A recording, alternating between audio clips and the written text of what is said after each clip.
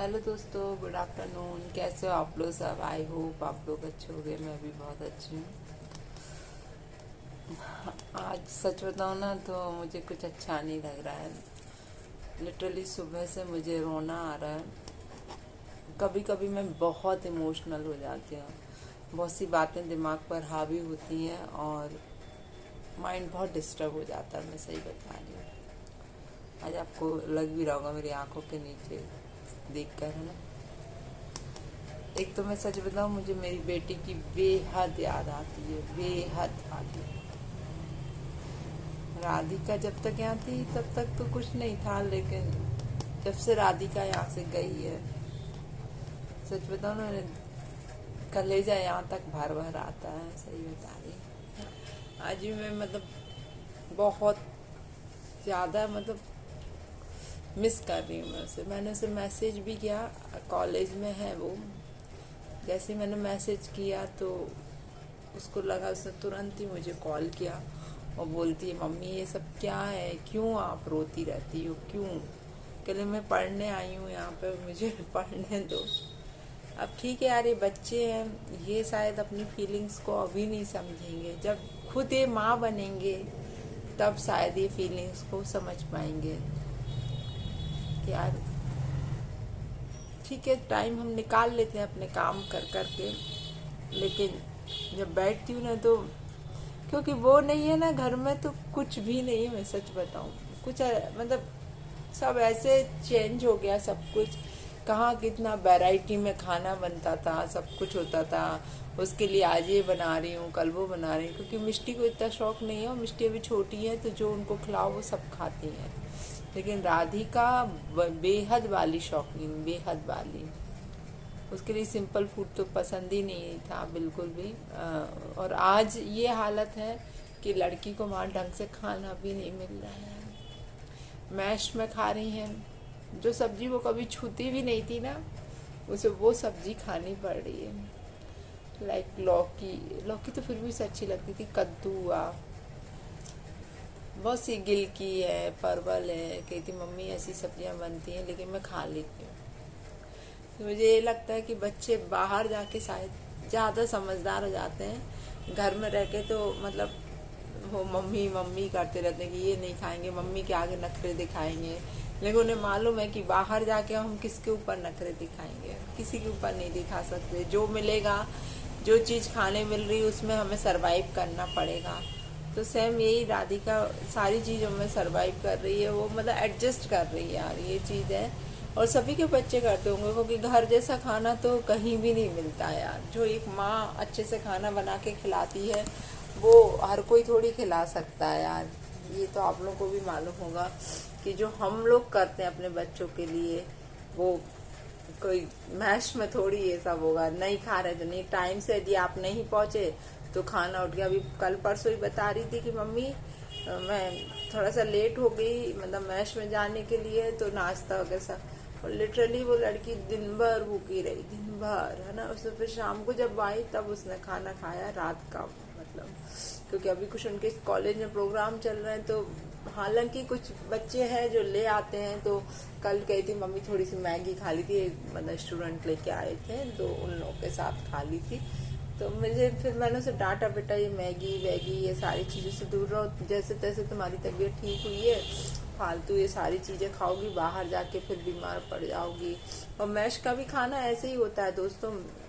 हालांकि देखो, इतना पैसा दे रहे हैं हम, 12-12.5 हजार रुपये महीने का दे रहे हैं उसका, लेकिन खाना घर जैसा तो फिर भी नहीं मिलता। कहती छोले भटूरे संडे स्पेशल में बने थे, तो वो जो तेल क्या पता कैसा था, तो उसका पूरा मुंह आ गया, पूरा लाल मुंह हो गया। कहने मम्मी बिल्कुल अच्छा तेल यूज नहीं करते हैं, सब है। तो मैंने कि बेटा कर क्या, हालांकि मैंने उसको अलग से घी दिलाया, अलग से बहुत सी चीज़ दिला दी कि बेटा तुझे, क्योंकि रूखी रोटी मिलती है और हमारी लड़की कभी भी रूखी रोटी नहीं खाती। मैं सही बताऊँ, बचपन से हमने बच्चों को खिलाई नहीं, हम घर का ही घी खिलाते हैं बच्चों को। तो फिर हमने उसको पतंजलि का जो गाय वाला घी आता है ना, वो उसको दिला के दिया था वहाँ पर। तो अभी फिर वो उसी से काम चला रही है।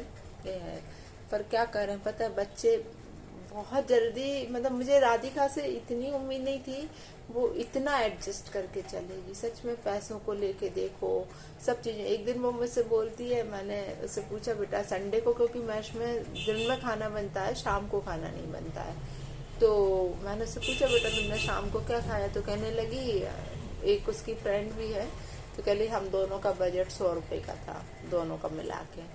तो मैंने की तुमने 100 रुपये में फिर क्या किया, कह ली मम्मी बस एक डोसा मंगा लिया था और एक चाउमीन, हाँ एक चाउमीन मंगा ली, डोसा मंगा लिया, और 40 रुपये के चाउमीन आई, 60 रुपये का डोसा आया यहाँ पर, और 100 रुपये में हम दोनों ने आधा आधा खा लिया। अब आप खुद सोचो डोसा कितना सा रहता है, चाउमीन एक प्लेट इतनी सी और 2 जन को खाना है। मुझे इतना सच में सोच के रोना आया कि हाँ मैं कहाँ उसके पीछे थाली ले लेके घूमती थी कि बेटा ये खा लो, बेटा वो खा लो, सारी चीजें तैयार। इवन वो उसकी आदत है टीवी देख के खाना खाने की, और किचन हमारा नीचे है, तो मैं उसको नीचे से बना बना के गरम गरम में सीढ़ी चढ़ चढ़ के उसको खाना देने आती थी कि नहीं बेटा ये खा, क्योंकि मेरे को है यार पता, और हर माँ को होता है, सिर्फ मेरे को ही नहीं। आज मेरी मम्मी मेरी कितनी फिक्र करती है ना, तो सेम मेरे को भी ये लगता है कि वो आज ढंग से खाना नहीं खा रही है, जो मिल रहा है वो उसमें एडजस्ट कर रही है।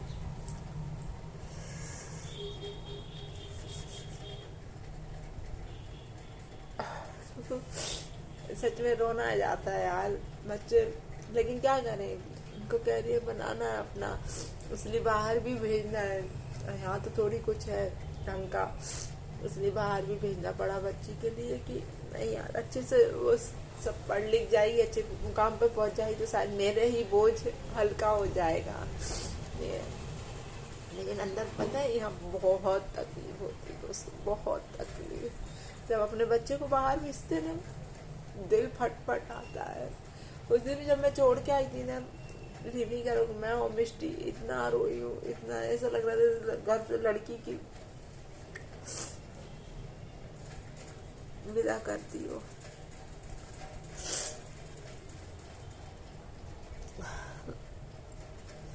बहुत तकलीफ होती है सच में, बहुत तकलीफ। उससे भी बोला तो आज बोलती मम्मी रो मत, आप बिल्कुल नहीं रो, स्ट्रांग बनो स्ट्रांग बनो। जबकि उसको खुद को भी मालूम है कि उसकी मम्मी और सब चीजों में तो बहुत स्ट्रांग है, लेकिन यही मात खा जाती है ना। मुझे मालूम है आप बहुत सारे लोग, अधिकतर सबके बच्चे बाहर पढ़ने जाते हैं, लेकिन बहुत बड़ा कलेजा चाहिए बच्चों को बाहर भेजने के लिए। डर भी लगता है यार, आजकल जमाना इतना बेकार हो चुका है जी, बहुत डर लगता है कि अपना बच्चा अकेला बाहर है, पीजी में रह रहा है अकेला। ये क्या रहता है, पेरेंट्स रहते हैं तो एक डर रहता है बच्चों को, लेकिन वहीं पर एक वो लगता है कि हे भगवान अपना बच्चा तो सही चल रहा है, लेकिन जमाना सही नहीं चल रहा है ना। ये हालांकि उसे सारी ऊंच नीच सब मैं हर चीज से अवगत कराती हूँ सब।